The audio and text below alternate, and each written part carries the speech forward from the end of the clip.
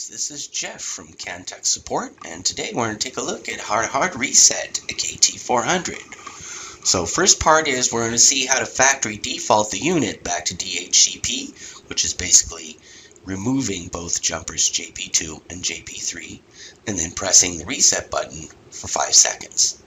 And then we're going to take a look at how to set the controller to a static IP address by keeping only jumper JP2 on and pressing the reset button for 5 seconds. Okay, so let's take a look at a demonstration.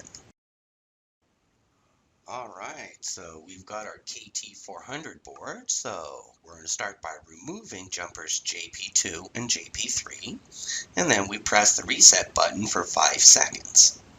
Once we're done with that, you'll see the heartbeat LED will go on solid for a little while. And then when it starts flashing, if we want to set it to a factory default static IP address, we would want to put in JP2 back in, but just JP2, and then we're going to press the reset button for 5 seconds again.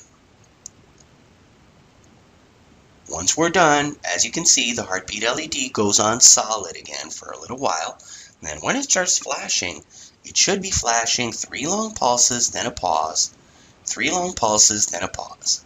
Now, don't forget to put back JP3 back in after you're done with the factory default static IP before you save your configuration, or else it will revert back to a static IP. Hope you enjoyed the video. Have a great day.